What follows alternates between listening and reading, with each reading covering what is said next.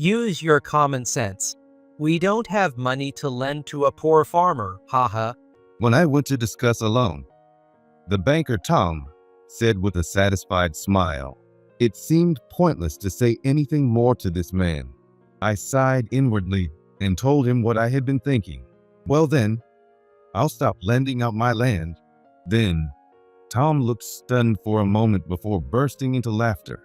A poor guy like you, lending land to a bank? What are you talking about? Tom was rolling with laughter, but he had no idea that in a few minutes, he would be trembling with a pale face. My name is David Harris. I'm a 51-year-old farmer in my hometown. I used to work in a popular chain restaurant in New York when I was younger, but I quit and returned home when my grandparents' health deteriorated. For more than 20 years, I have been growing vegetables on the farm, following in the footsteps of my grandparents. Some might wonder why I, their grandson, took over my grandparents' farm instead of my parents. The answer is simple. I have no parents. Originally, I lived in another state with my parents, but my dad disappeared when I was in elementary school. He left a note behind him and disappeared. Unable to sustain ourselves, my mom and I depended on my grandparents' home. Afterward, as my mom went to work, I was raised by my farming grandparents. But those peaceful days were once again shattered by sadness. When I was just 10, I received the news that my mom had died in a car accident while working in the city. From then on, I was officially raised by my grandparents, and we lived as a family of 3. As a child, I felt guilty for relying on my grandparents and begged them to let me help with the farming. What are you talking about? You're still a kid. Kids should just play and have fun. But I want to help you. Plus, I'm interested in growing vegetables. After I repeatedly asked, my grandparents reluctantly allowed me to help them. Every day, they happily taught me various ways to grow vegetables. It seems they were particularly pleased not because I wanted to help, but because I showed interest in vegetables. They would smile every day as they let me ride the tractor for farm work. Many kids hate vegetables, but you eat everything we give you. We're so glad. And to think you're interested in growing them too. We're lucky to have such a grandchild. My grandparents, working under the open sky every day, had faces well tanned and deeply wrinkled from decades of exposure to the sun. Their faces, weathered from decades of sun and wind, crinkled in laughter as they patted my head, filling me with warmth inside. They looked after me, providing warm meals and bed. But I knew they cried in front of my mom's portrait after I went to bed. I vividly remember that scene. Waking up in the middle of the night to use the bathroom, I noticed light leaking from a room and curiously peeked through the gap in the doors. There, my usually cheerful grandmother was sobbing, bent over in front of my mom's photo. Beside her, my grandfather, who had become much thinner, supported her. At least let us raise him properly in place of our daughter, he would say, comforting her repeatedly. That was the first time I realized that my grandparents were also captured by deep sorrow. Since then, I've done everything I could to brighten my grandparents' spirits in place of my mom. Helping on the farm was part of that plan, and I tried to fill the house with laughter every day by saying funny things to make my grandparents smile.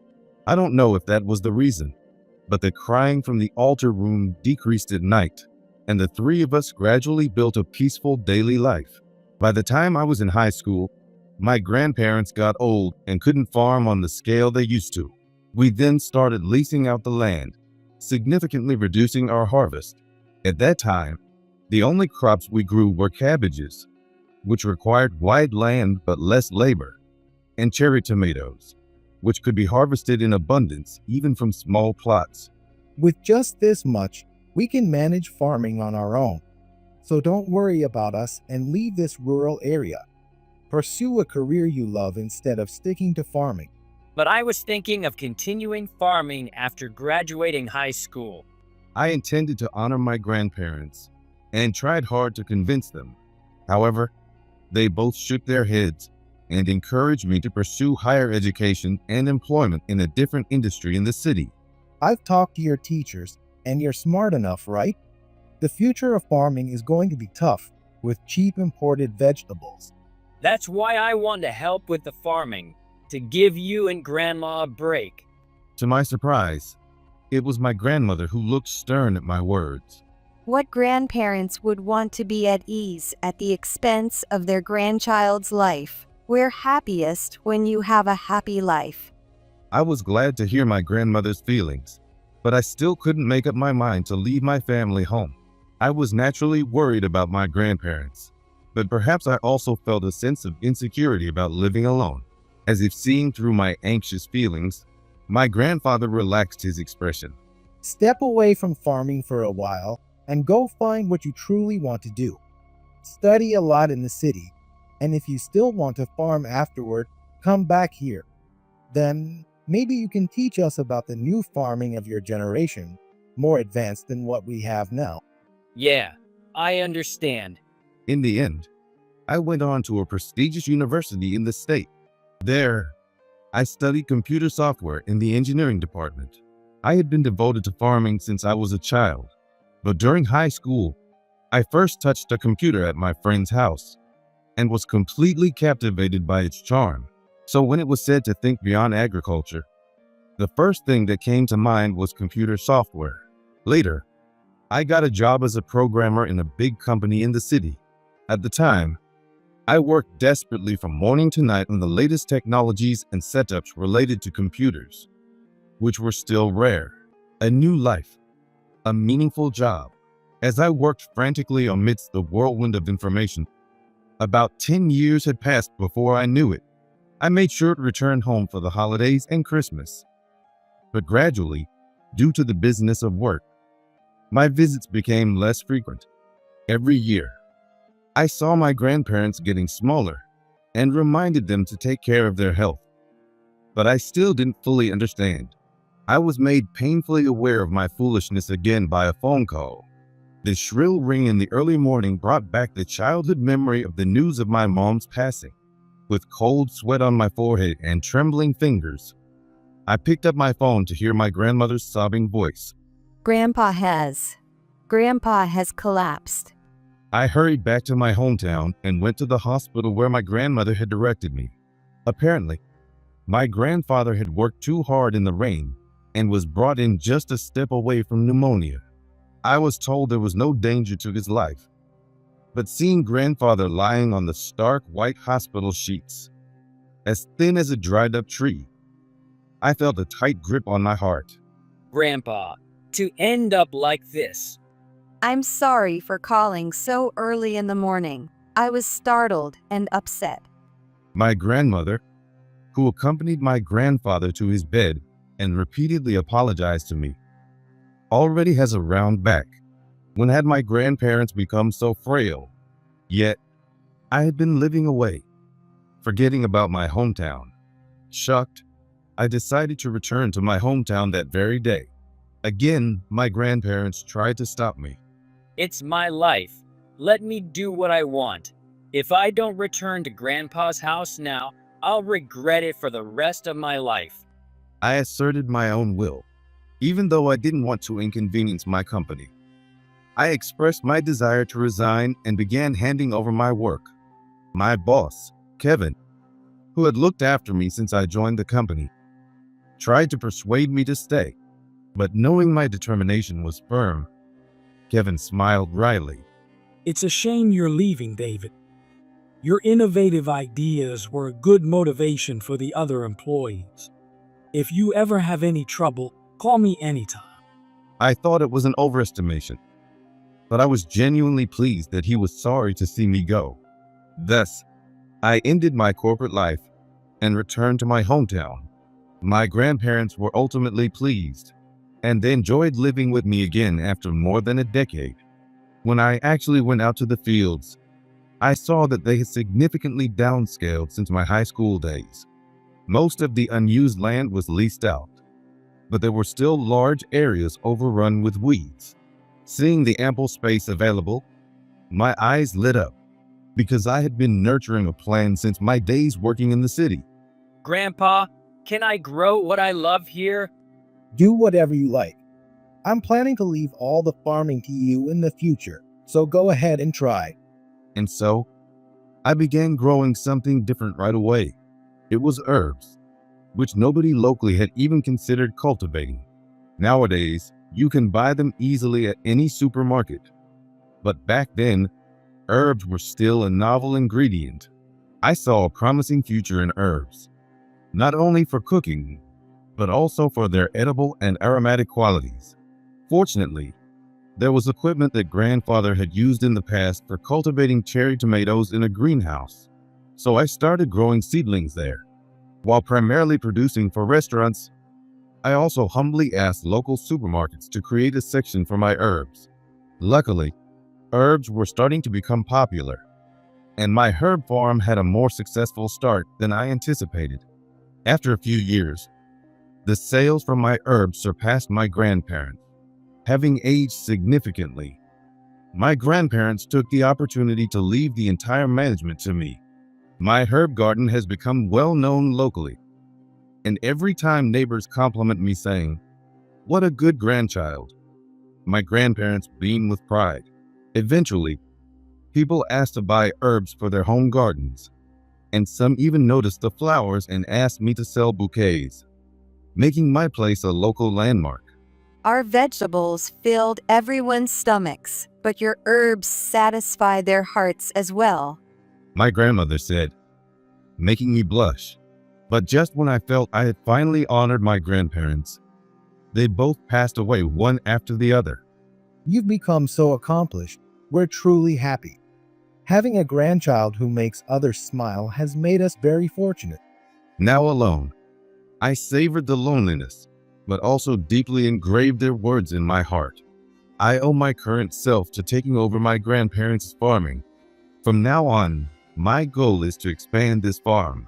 With that in mind, I decided to expand the business and plan to ask the bank for a loan. Thank you for seeing me today. The bank I visited was a local one. The man handling the loan, Tom, introduced himself with a seemingly friendly smile. Having taken over my grandparents' farm, I needed a substantial amount of money to expand it further. That's why I thought of asking the bank for a loan. There's no need to be so nervous. Please relax. Thank you. A friend introduced me to you, and I'm relieved to see you're a kind person. I accidentally let my true feelings slip, and Tom laughed out loud. However, as our conversation drifted to small talk, Tom showed no interest in asking about my business plan. At this rate, I was just wasting time, thinking it was impolite but necessary. I interrupted the conversation and pulled out the business plan I had brought. This is my business plan, and to start explaining. No need to go on. I don't see anything particular that needs discussing. I tried to discuss the essence of my business, but Tom scoffed and cut off the conversation. Feeling uncertain about what was happening, I hesitantly asked, "Does this mean today is just a preliminary meeting?" No, I'm saying I won't give you a loan. There's no need to have a meaningless discussion. With that, Tom directed an unpleasant gaze at me. Seriously, discussing important loans in muddy work clothes shows a lack of seriousness. And that's your truck parked outside, right? Tom pointed to the parking lot visible from the window. Indeed, the mini truck I had hurriedly driven to the bank was parked there. We can't provide a loan to someone who drives a vehicle like that.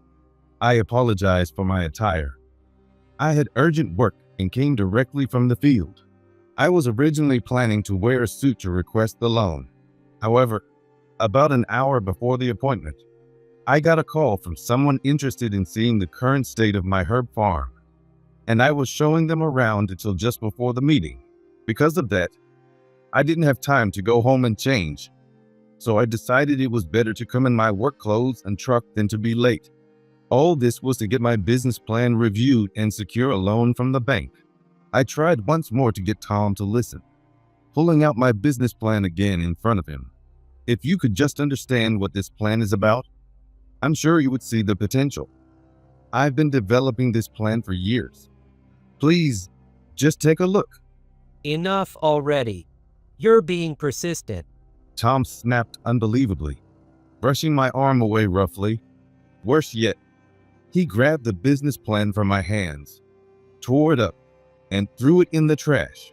Stunned by his actions, I could only gaze in dismay at the remnants of my plan. Tom sneered with satisfaction. Use your common sense. Banks only lend to clients who have a prospect of repayment.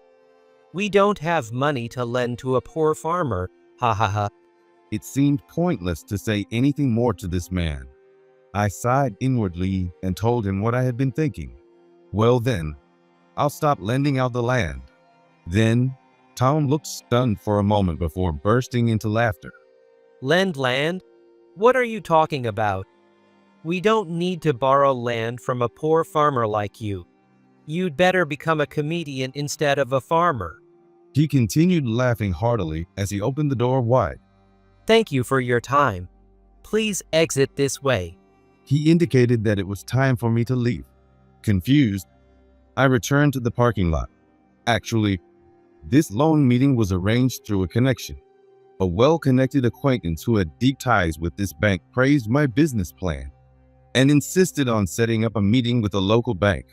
Believing his words, I attended today's meeting, but it seems Tom was unaware that I was referred.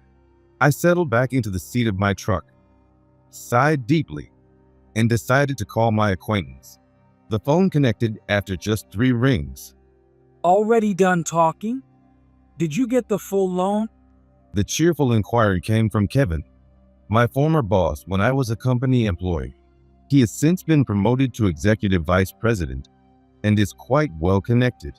Kevin had arranged the talk, encouraging me to seek financing from a local bank, which led to this loan discussion.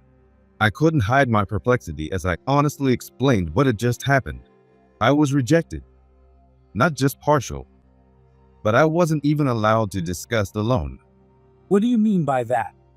I could tell from his tone over the phone that Kevin was taking this very seriously. After I explained everything from start to finish about how Tom had treated me, Kevin let out a deep sigh.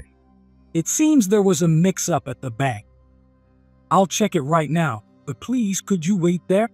As Kevin was a benefactor, I felt obliged to stay. I wanted to go back and take care of my herbs, but I decided to wait a bit longer out of respect for him. Just 10 minutes later, an elderly man hurried out of the bank in a fluster. David, please wait. Let me speak with you again. He ran up to my truck, his face pale, and introduced himself as the bank president. I just received a call from Kevin and finally understood the situation. I am terribly sorry for the oversight. I have no excuse. So you're saying a loan for me is out of the question? As I responded, the president shook his head vigorously. Just then, Tom appeared. Following the president, John. John, are you all right? You suddenly turned pale and ran off. I was worried. It's far from all right. Who do you think this man is? The president snapped, glaring at Tom. But Tom, with a misplaced smile, started to say something outrageous. Still hanging around? You were probably just waiting in the parking lot, planning to make a scene, weren't you? Tom accused me, frowning in my direction, before turning to flash an ingratiating smile at the bank president. I'll take care of this poor guy right now. It's best if you go back inside the bank, so you don't have to be bothered by this. You really haven't heard anything, have you? This man is not a poor farmer. Moreover, it's disgraceful to change your attitude based on the customer. As he watched the bank president's anger intensify, Tom initially stood with his eyes and mouth wide open in shock. However, as he realized that the president's anger was directed at him, he gradually began to lose his composure. What's this this farmer done to deserve your anger? I don't see why you're so upset. This David is introduced by Kevin Foster from Foster Inc., one of our bank's largest clients, revealed the president, causing Tom to pale and tremble. Kevin is a member of my former employer's managing family. viewed as the next president, and Foster Inc. has had long-standing relations with this bank. That's why he personally referred me. I had informed Tom here that David was coming at this time today for a loan consultation, and yet he failed the review. What were you thinking? Well, that's... Tom finally seemed to grasp the gravity of the situation. Tom turned deathly pale and began to tremble. His frightened eyes darted between me and the bank president, and I thought he might simply apologize. Indeed, I had been treated harshly earlier, but I was also a loan prospect referred by Kevin. I wanted to resolve the situation amicably if possible, but it seemed Tom did not feel the same way. Hindered by his pride, he glared at me resentfully and muttered complaints. I'm very sorry for that. But if I may say so, this man came here in this mini truck. Tom pointed out defiantly, even as I, and even the president, were stunned by his persistence. Despite being so firmly warned, it's puzzling what more this man could possibly have to say.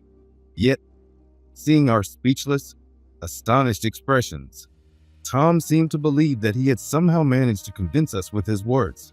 Tom regained some color in his cheeks and began vigorously defending his stance. No matter who recommends them, if a person doesn't have the ability to repay a loan, the bank can't provide financing. That's what I thought. Tom gestured between my dirty work clothes and the parked mini truck, proudly continuing his argument. Even if there's a major corporation backing him, if the person is a poor farmer, we cannot extend a loan. Moreover, providing a loan just because he's acquainted with a valued client would indeed be changing our stance based on the person. So you decided that, right? The president's calm voice finally halted Tom's tirade. Forgetting his earlier fury, the president spoke quietly, which seemed to perplex Tom even more. As bankers, it's crucial for us to thoroughly investigate our clients' information. I thought I had taught you that, Tom. But, based on the information about David's clothes and the vehicle he owns, that's how I judged. Tom persisted stubbornly, only for the president's patience to snap. Don't be foolish. Anyone working at this bank should know. David is a major landowner who has been leasing land to this bank since his grandfather's time. Leasing land. So, what he said earlier was true. Tom's jaw dropped as he shook slightly, staring at me. It was almost comical to see his shocked expression, and I struggled to contain my laughter. When my grandfather scaled back his farming, a lot of land became vacant. Thinking it wasteful to leave it unused, he leased it out to various parties, with this bank being one of the largest lessees. The area around this bank, the access roads, the parking lot, it was all on land my grandfather had leased to the bank. And now, I've inherited the land and continue to lease it unchanged. Although I had to sell many plots to pay inheritance taxes, I still own the area around this bank. That's why the bank president was so pale and scolding Tom. Kevin's referral is a good enough reason in itself, but more importantly, our bank has been indebted to your family for generations. How could you dare speak so rudely to David? I didn't know. If I had been informed earlier, I wouldn't have disparaged the mini truck. Confused and cornered by the president's rebuke, Tom started making excuses, almost as if to suggest that I was the one at fault. Thoroughly exasperated, I finally spoke up, including that I had prepared a business plan. And yet, you tore it up without even looking at it, Tom. You tore up a client's documents? The president exploded upon hearing this new information, his anger reaching new heights. In front of the bank president, who seemed steaming mad, Tom had gone pale and shrunk in on himself, barely able to breathe. I didn't do such a thing. Could this be a misunderstanding, David? There's no evidence that I did what you claim. There is evidence. A young banker approached us and said that he was holding the trash can where Tom had thrown away the documents at that time. Inside it, predictably, were my business plans. torn to shreds. It seemed that the loan discussion ended much sooner than expected. So while cleaning the room in surprise, I found these important documents thrown away and brought them here. Mind your own business. Enraged, Tom lunged at the young banker, but he was swiftly restrained by the president's firm grip. That's enough. No more disgraceful behavior, Tom. I will decide your fate later. Stay at home and reflect on your actions until then. Please believe me, John. I was just working hard, trying to generate the most profit for the bank. It's all been in an effort to serve our bank's interests. Tom was making a pitiful excuse, but it only highlighted his bias and misguided efforts. As Tom was dragged out by other bankers and security, he shot me a resentful look. No matter if you're a landowner with influential connections, you yourself are nothing special. No matter how much money we lend you, your herb farm will just end up failing. No worries there. My Harris herb farm is doing quite well and increasing its revenues, I replied calmly, which caused Tom to gasp and stumble over his words. Harris Herb Farm? Is that the enterprise that's been supported as a model for regional revitalization, receiving requests from urban restaurants and local supermarkets, booming with business? Oh, you knew? You should have read my business plan then. If Tom hadn't been so focused on finding fault and had actually looked at the documents, he might have realized who I really am. I wasn't considering a loan due to financial troubles. On the contrary, I was planning to seek additional funds to establish a new farm in the cooler highlands. Considering the future growth, the herb farm I started is showing steady sales. Just as Tom mentioned earlier, plans were underway to expand the varieties and stagger production times by building a new farm in a neighboring county. Logically, I should have approached a major urban bank for financing considering the scale of the expansion. But I had chosen this local bank out of loyalty to the relationship that spanned my grandparents' time, and because Kevin had requested it. But if the loan officer dislikes me this much, I guess there's no helping it. If this bank thinks it's too risky, maybe I should consider other banks. Wait, David. The president implored as I walked away, not even glancing back at Tom, who stood frozen. It was unfortunate for the president, who wasn't directly involved in the mishap, but part of his job was to manage his staff properly. Tom looked down on me simply because I appeared poor, unrelated to the fact that I own land or am acquainted with Kevin. I can't feel comfortable seeking a loan from a bank that employs such a banker. Unconcerned, I got into my mini truck and quietly pressed on the accelerator. In the rearview mirror, I saw Tom collapse to the ground with a look of utter misery, but soon he was out of sight. Later on, that local bank unfortunately went under. Apparently, a group of high school girls overheard my departing comment that day. Hey, did you hear? This bank is in trouble. What? It's going to fail? I need to withdraw my savings. It was a misunderstanding, but unluckily, the rumor that the bank is unstable spread wildly through this high school girl's friend. The information that the bank is in trouble spread to her parents and then to their workplaces.